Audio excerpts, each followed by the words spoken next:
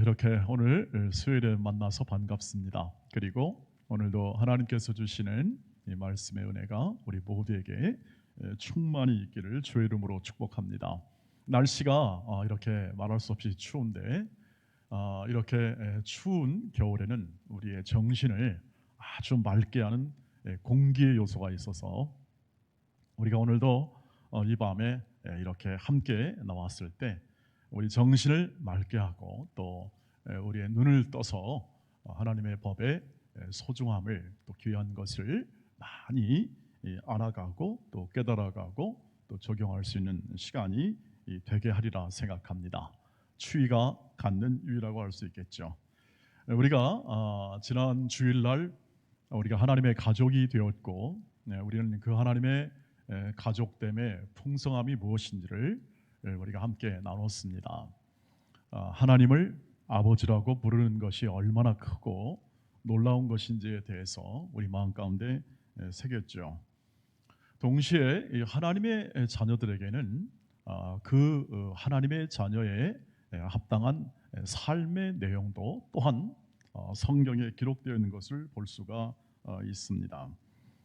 오늘 말씀을 이렇게 읽었습니다만 이 3장까지의 내용이 하나님의 백성의 구원의 내용이라면 4장부터 시작하여 이제 오늘의 읽은 1절부터 4절까지를 필두로 해서 어떤 것이 하나님의 자녀의 합당한 삶인가에 대하여 그렇게 바울이 권면하는 것과 또 이렇게 설명해서 그 인생을 살아가게 하고 모든 것이 이 하나님께서 바라시고 기뻐하시는 그 뜻을 준행하는 것으로 계속 이 4장 전체가 이렇게 기록된 것을 볼 수가 있습니다. 그런데 오늘 이 부르심의 1절을 보면 부르심에 합당하게 행하라 하는 그러한 말씀이 나와서 우리는 당연히 하나님의 자녀로서 이렇게 부르심을 받은 대로 살아가는 것이 마땅하다 하는 생각을 가지라 생각합니다. 여러분 그런데 하나 우리가 당연하게 여기는 것도 하나 짚고 넘어가는 것은 뭐냐면 그건 왜 부르심에 합당하게 해야 되는 행하게 해야 되는가? 왜 부르심에 합당하게 행하라고 그렇게 설명되어지고 요청되어지는가 하는 거죠. 대답은 뭐냐면 그것은 전부 다 성도 즉 우리를 향한 복됨을 누려라 하는 하나님의 뜻이 담겨 있기 때문에 그렇습니다. 하나님의 자녀의 영광스러움과 그리고 그 복됨을 압니다. 그것이 은혜로 되었고 그것이 하나님의 무한한 위대한 사랑으로 된 것임을 아는데 우리가 예수를 믿고 그 안에 예수 안에 들어갔는데 그것을 누려나가는 과정이 바로 오늘 합당히 행한다 하는 것에 연결되어 있다고 하는 거죠. 마치 여러분 우리가 좋은 대학을 가기 위해서 열심히 공부하지 않겠습니까? 그래서 열심히 공부해가지고 좋은 대학을 갔습니다. 입학금 내고 학생 다 이제 학생증 받아서 그 학생이 되었습니다. 학교 학생이.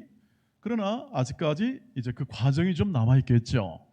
그 학교의 풍성함이나 또 유명함, 좋은 점 이런 것들 다 누리려면 앞으로 계속해서 몇 년간은 더 그 학교의 규칙, 문화 그리고 전통 그리고 커리큘럼 이 모든 것을 이렇게 잘 이렇게 순종하거나 따라서 그것을 살아내야 혹은 또는 이루어내야 거기에 담긴 것을 전부 다 알 수 있지 않겠습니까? 누구든 어느 누구든지 그 과정을 생략한 채 그 학교의 풍성함을 누리는 예를 들면 뭐 졸업장 한 장 가지고 혹은 또는 뭐 입학 자격증 한 장 가지고 할 수는 없는 것이죠. 우리가 하나님의 영광된 자녀로 합당하게 행하는 것은 우리가 걸어가는 길 속에 하나님이 예비하시고 하나님이 마련해냈던 모든 것을 다 누리도록 하려는 거죠. 자, 그런 면에서 합당하게 행하는 것에서 오늘 두 가지를 말씀드리자 하는데 하나는 이 모든 이 과정 속에서 너희는 내면을 닫고 내면을 온전케 하는 것에 초점을 두고 삶을 살아가라 하는 것에 우리의 합당히 행함의 첫 번째 삶이 되겠습니다. 2절을 한번 같이 읽도록 하겠습니다. 2절 시작. 모든 겸손과 온유로 하고 오래 참음으로 사랑 가운데서 서로 용납하고 하는 거죠. 다른 어떤 업적이나 다른 어떤 많은 봉사나 이런 문제를 다루기에 앞서서 성경은 우리의 겸손, 온유, 그리고 인내, 사랑 이런 것들을 통해서 용납하고 그리고 서로 받아들이는 것에 대하여 얘기를 합니다. 이 사실 에베소 교회는 지금 이 전체를 본문을 보면은 이렇게 뭐 특별한 문제가 있어서 그런 것을 아는 걸 봅니다. 이것이 그냥 교훈이고 혹은 또는 진리를 밝혀주는 서술 형식으로 되어서 이것에 어떤 교회의 문제나 또 이런 문제에 대해서 그것을 해결하는 것이 아니라 그대로 하나님의 백성다움을 그대로 누리는 것으로 얘기를 하고 있는 건데 가장 중요한 건 뭐냐면 겸손, 온유, 사랑, 인내 이런 것들을 얘기를 하고 있는 거죠. 전부 다 성품과 인격에 관계된 부분을 얘기를 하고 있는 것을 볼 수 있습니다. 그것으로 보아서 우리는 이 말씀으로 보면은 우리가 하나님의 자녀로서 합당하게 행하는 가장 중요한 우리의 행동은 뭐냐면 우리의 인격과 우리의 성품을 이렇게 함양시키고 또 연마시키고 훈련시키는 모든 삶, 활동 혹은 사람의 됨됨에 대하여 우리는 초점을 맞추고 해야 된다는 거죠. 그래서 부르심에 합당한 인생과 삶의 내용은 뭐냐면 내가 우선 어떤 일과 어떤 실적을 나타내서 내가 이런 정도의 인생을 살았고 이 정도 했다라는 것에 1차적 목표가 있는 것이 아니라 가장 중요한 것은 내가 어떤 사람이 되었는가, 내가 온유한 사람이 되었는가, 내가 겸손한 사람이 되었는가, 내가 사랑할 줄 아는 사람이 되었는가, 내가 인내할 줄 아는 사람이 되었는가, 이런 것이라고 하는 거죠. 이것이 합당한 이유는 뭐냐면 이것들이 전부 다 성령의 열매로 갈라디아서 5장에 기록되어 있습니다. 그러니까 성령께서 우리 안에서 하신 일의 모든 것들은 이런 것들이라고 하는 거죠. 기본적으로 심령의 변화를 가져다 준 일들입니다. 마음의 변화나 우리의 내면의 변화를 가져오는 것들이고 우리의 성품을 더 단단하게 성품을 크게 만드는 것들이라고 할 수 있겠습니다.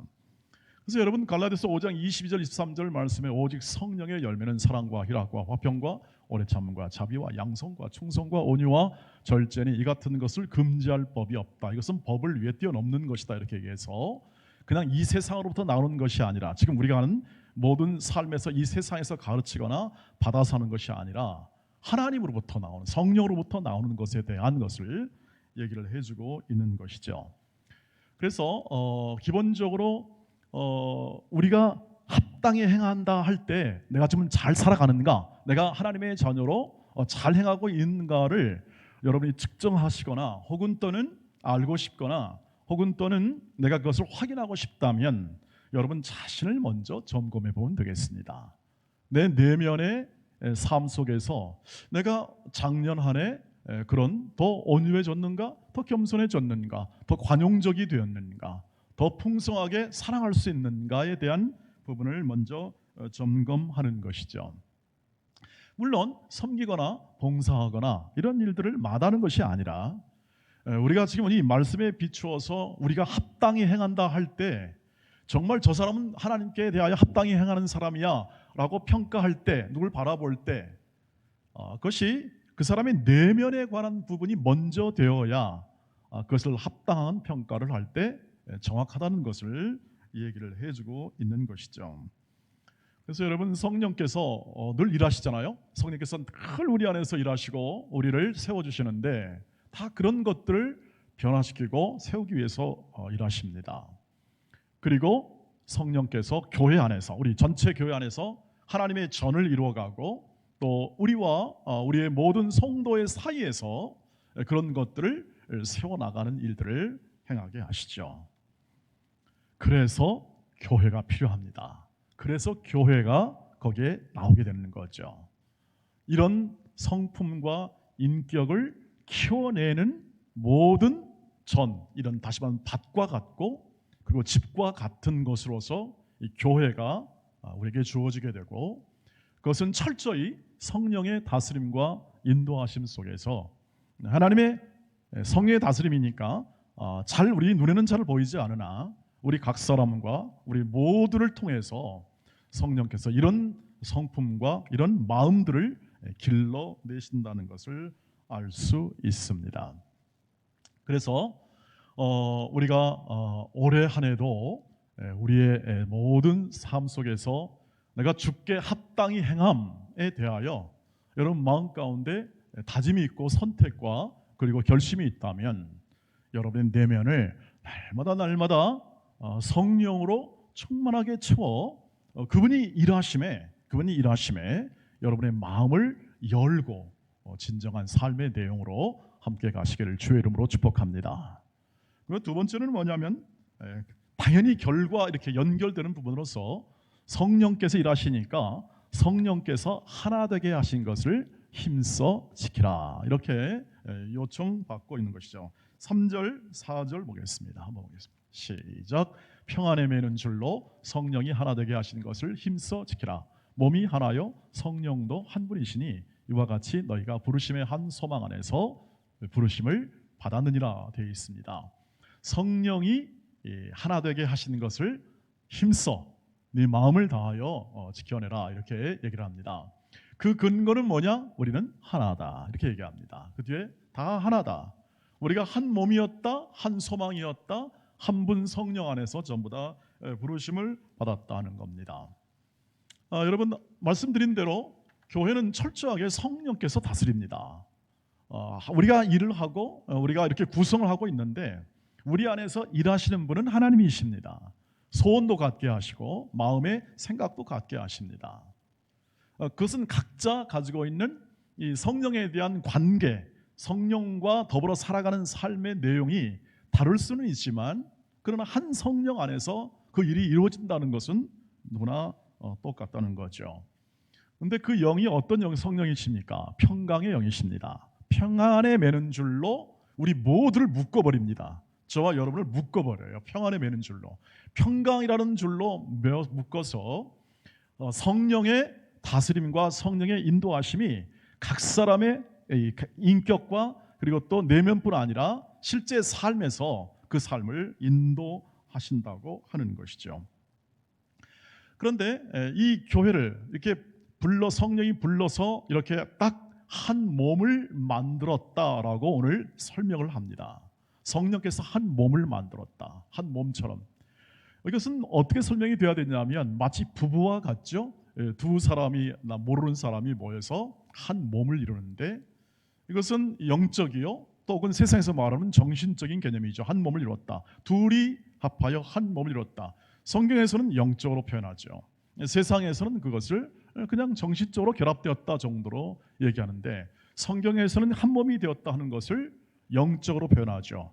영적이라는 건 뭐냐면 세상적이다 영적이다는 것을 분명히 표현하는 말이기도 한데 더 중요한 건 뭐냐면 영적인 것은 뭐냐면 언제나 하나님과의 관계에서 표현되는 말이 영적이라는 뜻입니다. 하나님과의 관계. 하나님과의 관계되면 세상에 있는 것들도 영적인 일이 되는 거죠. 교회 일은 영적이라는 것은 뭐냐면 하나님의 집에서 하나님과의 관계에서 이루어지기 때문에 영적이라는 뜻이고요. 그분은 영이시기 때문에 하나님은 영이시기 때문에 세상에 여러분이 직업과 이런 모든 하는 일들 속에서 하나님과의 관계 속에서 일하면 그것이 영적인 것이 된다고 하는 것이죠. 그것이 구분한 말이 되겠죠. 그래서 성령께서 보이지 않는 영 성령께서 늘 우리를 불러 한 몸을 이루게 하시고 그것을 이미 완성했다는 것은 뭐냐면 일을 이루어 놓으셨습니다. 한 몸이 되었다고 하는 거죠. 그래서 한 몸을 된 것을 힘써 지켜라라고 말을 합니다. 이미 된 것을 지키라는 얘기죠. 이런 것이 아닙니다. 자, 우리가 이제 하나가 되자. 우리가 힘을 합쳐서 전부 다 하나가 됩시다 하고 구호해가지고 2021년 표 우리는 다 같이 하나가 되자라는 쪽으로 성경은 얘기하고 있지 않습니다. 사실 우리는 그렇게 하나가 될 만큼 이 내면과 우리 본성이 그렇게 선하거나 완벽하지 않다고 하는 사실을 생각해야 합니다. 우리 본성은요, 예수 믿기 전의 본성은 이 세상의 본성은요 굉장히 성경에서는 적대적이라고 표현합니다. 하나님과도 관계가 적대적이고 사람과 사람과도 굉장히 적대적입니다. 그것을 보면 어떻게 알 수 있냐면 나라와 나라 사이도 적대적이죠. 특별히 인접한 나라일수록 적대적입니다. 인접한 나라일수록 서로 사이가 안 좋아요. 왜냐하면 서로 공포가 있답니다. 두려움. 이 나라가 저 나라, 그러니까 강한 나라가 약한 나라를 잡아먹지 않을까. 언제나 긴장하고 있는 거죠. 일본, 중국 다 마찬가지입니다. 저것들이 언제 독도를 침공할까? 저것들이 언제 이호도를 잡아먹을까? 이거 항상 군에서는 긴장함에 있는 거죠. 방공망 설치하고 해가지고 전부 다 하는 게 다 뭐냐? 두려움 때문에 있는 것이죠.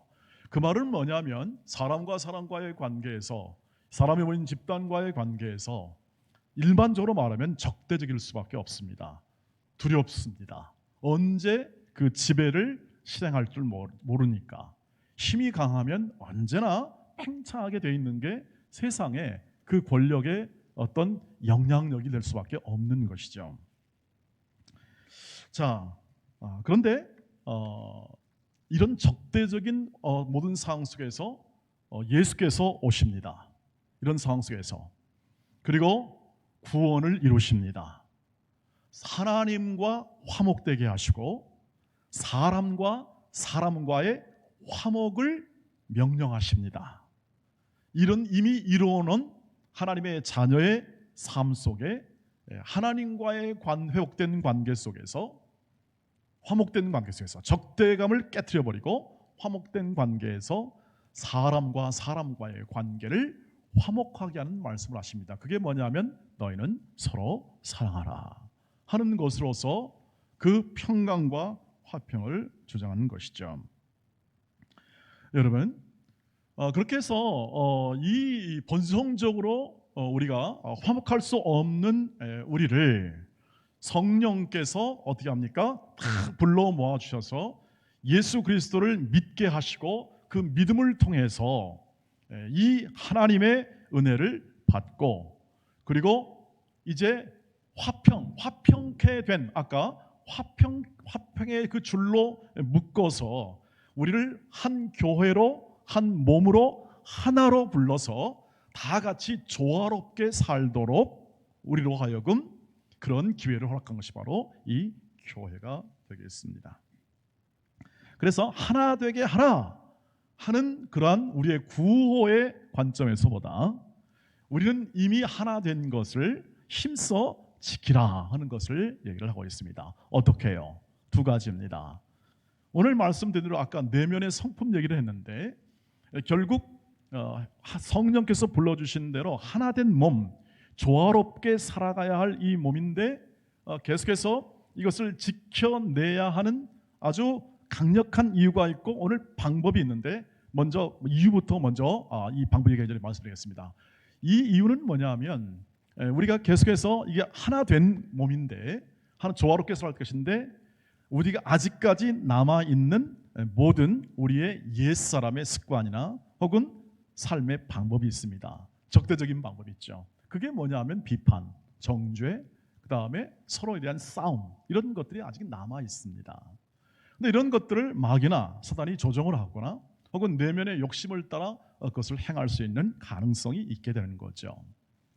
그래서 이런 것들이 나타날 수 있습니다. 이 에베소 가운데는 아직까지 그런 보이지 않지만 고린도 교회나 빌립보 교회나 이런 데는 벌써 분쟁이라는 것들이 항상 있게 마련이죠.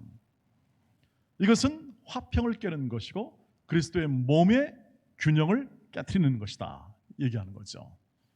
그렇게 되면 결국 성장이 안 되는 겁니다. 몸의 성장이 안 되죠. 왜냐하면 부조하니까. 이런 깨트린 것은 부조하죠. 여러분 이렇게 예를 들면 이 팔을 그냥 꺾어버리면 되겠습니까? 그럴 수가 없습니다. 조화로운 것은 팔이 안으로 굽어야 됩니다. 목이 이렇게 자유로 돌아가야 되죠. 목을 아주 빼버리면 안 되는 거죠.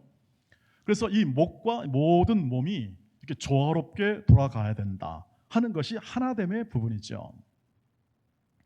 그런데 이렇게 안 되는 부분이 있더라는 거죠. 뒤틀리는 겁니다. 왜곡되는 겁니다. 오해하는 겁니다. 이런 것들이 일어날 수 있다는 것이죠.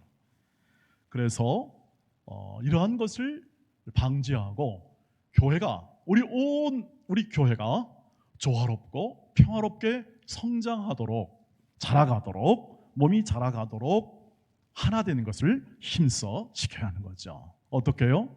말씀드린 대로 겸손과 온유로 하시기를 바랍니다. 아까 겸손과 온유라고 했습니다. 그래서 인격과 인격의 함양이 우리의 내면의 영적 전투라면 하나됨을 지켜내는 것도 결국 겸손과 온유로 할 때 된다는 거죠. 그것을 구체적으로 빌립보서 2장 3절 4절에서 얘기합니다. 같이 읽겠습니다. 시작. 아무 일이든지 다툼이나 허영으로 하지 말고 오직 겸손한 마음으로 각각 자기보다 남을 낮게 여기고 각각 자기를 돌볼 뿐더러 또한 각각 다른 사람의 일을 돌보아 나의 기쁨을 충만하게 하라 되어 있습니다. 겸손과 온유죠. 여러분, 겸손이라는 것은 무엇입니까? 내가 다 모르겠습니다 이 뜻입니다. 난 다 모릅니다. 나는 다 이해할 수 없습니다. 나는 부족합니다 하는 것이 겸손이죠. 각각 자기보다 더 남을 낮게 여깁니다. 난 잘 모르겠습니다. 당신도 잘 알지 않겠습니까? 뜻이 있지 않겠습니까? 하는 것이 겸손이 된다는 겁니다. 하나님이 하신 일은 사실 우리는 잘 알지 못합니다. 하나님이 행하신 그 크신 영광도 잘 알지 못할 뿐더러 우리는 하나님이 이 신비하게 이 교회를 다스리는 것도 우리는 잘 이해하지 못할 경우가 많습니다. 그러므로 내 지식으로 판단해서 그것을 행하기 쉽지 않는 거죠. 그리고 우리는 다 부족한 부분들로 모였습니다.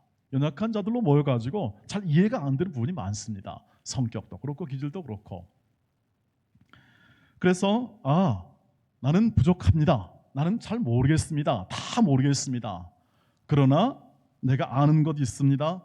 하나님이 그 연약함을 은혜로 채워주십니다 하는 것을 우리는 알죠. 그런 걸 압니다. 그것이 믿음이죠.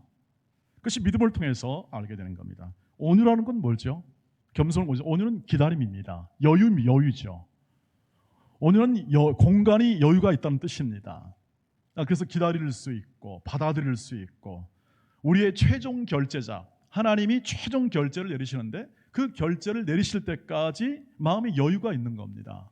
여유가 없으면 어떻게 하죠? 그냥 자기 뜻대로 해버리는 거죠. 말하기도 하고 그냥 어떻게 하든지 자기의 뜻을 발산할 수가 있는 것입니다. 그래서 이 기다리는 여유 그리고 또 인내할 수 있는 여유가 온유이고 이 겸손과 온유를 통해서 나타나는 깨어짐 혹은 뒤틀림을 이렇게 받아들이고 기다리면서 그것이 온전해질 때까지 함께 견딜 수 있는 것이 바로 겸손이요 온유가 되겠습니다. 이것이 하나됨의 가장 중요한 지킴, 하나됨을 지켜내는 것에 우리의 삶의 내용이 되겠습니다. 그러므로 우리가 기도하잖아요. 날마다 주여 날마다 겸손과 온유로 옷 입게 하옵소서. 특별히 리더십의 위치에 있을수록 그렇습니다.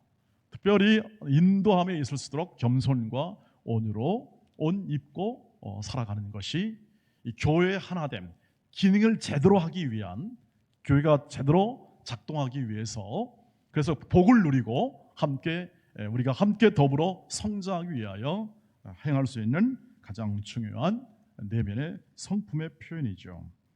두 번째로는 인내와 사랑으로 서로를 용납하시기를 바랍니다. 같은 말이겠습니다만 아까 사랑 가운데서 서로 용납한다. 그것을 표현을 빌려서 하는데 이 로마서 15장 1절에는 같은 말이 하나 나옵니다. 한번 읽어보겠습니다. 1절 2절 믿음이 강한 우리는 마땅히 믿음이 약한 자의 약점을 담당하고 자기를 기쁘게 하지 아니할 것이라. 우리 각 사람이 이웃을 기쁘게 하되 선을 이루고 덕을 세우도록 할지니라. 이것이 이 믿음 공동체 안에서 믿음이 강한 자가 약한 자를 담당한다. 이것은 받아들인다는 뜻입니다. 품어낸다.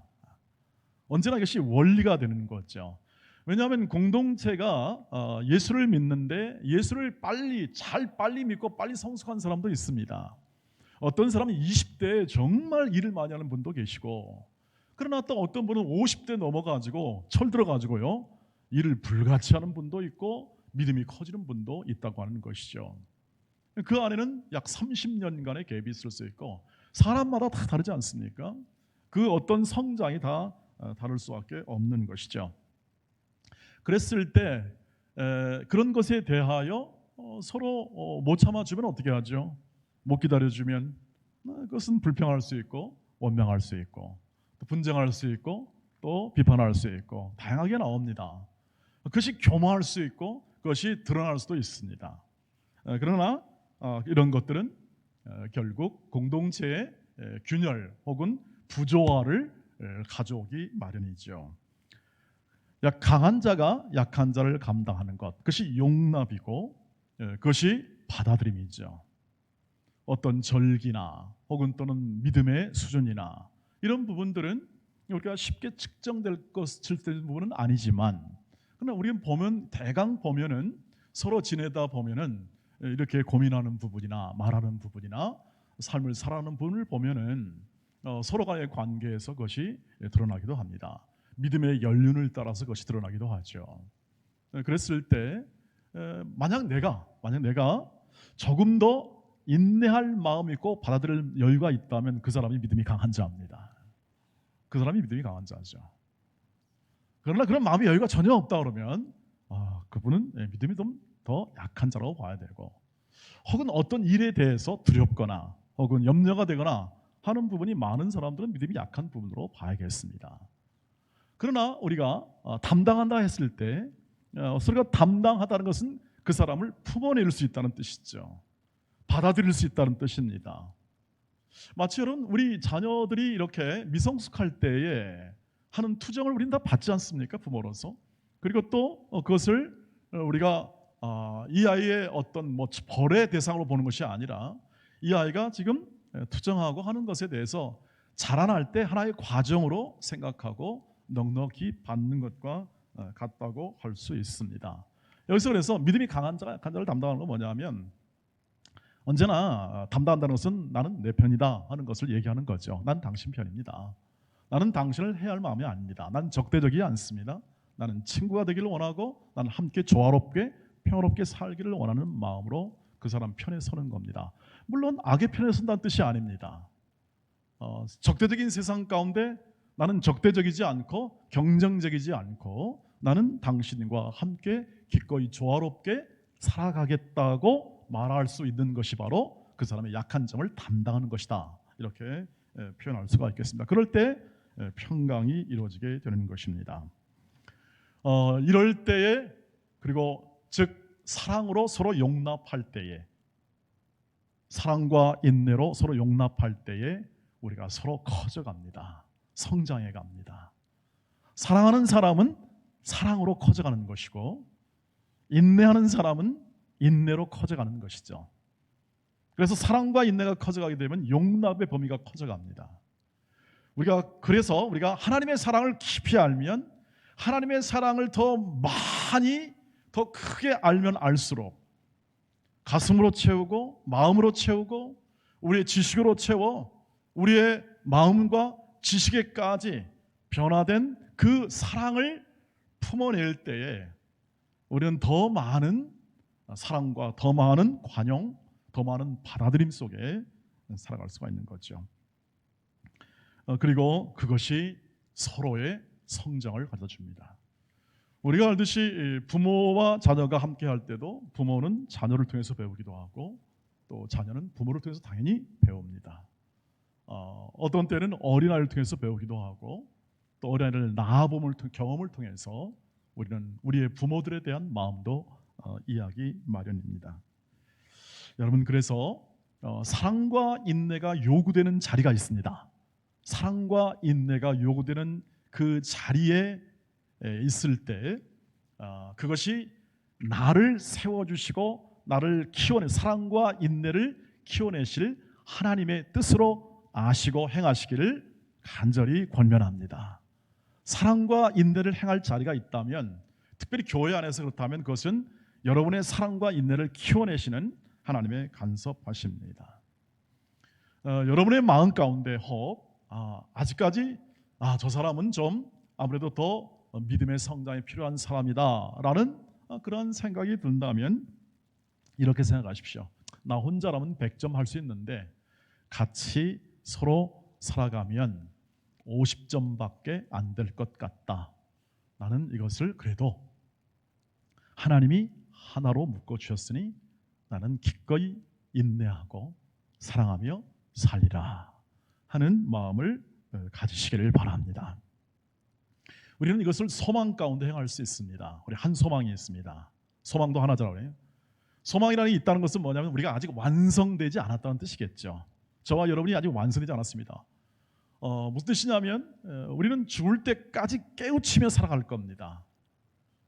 그런데 아주 유명한 신학가 이런 말을 했습니다. 내가 일평생 살았는데 나는 성경의 요만큼, 이 산으로 말하면 한 첫 삽을 떴을 뿐이다, 이렇게 얘기합니다.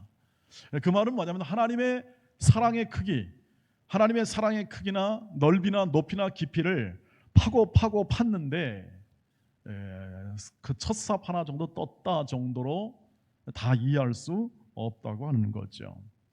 그 말은 뭐냐면 우리가 일평생을 다 연구하고 학자로 살아도 그렇게 말하는 것이니까 우리가 하나님의 뜻을 다 이해할 수 없어서 우리는 죽을 때까지 그것을 알아가야 됩니다. 반대로 말하면 죽을 때까지 크는 것입니다. 배운 만큼 큽니다. 그래서 배워가고 또 깨우치고 교회 안에서 이 하나됨을 통해서 성령께서 가르쳐 주시는 그 놀라운 지혜와 은혜, 사랑 이런 것들을 풍성하게 깨우치고 누려가시기를 주의 이름으로 축복합니다.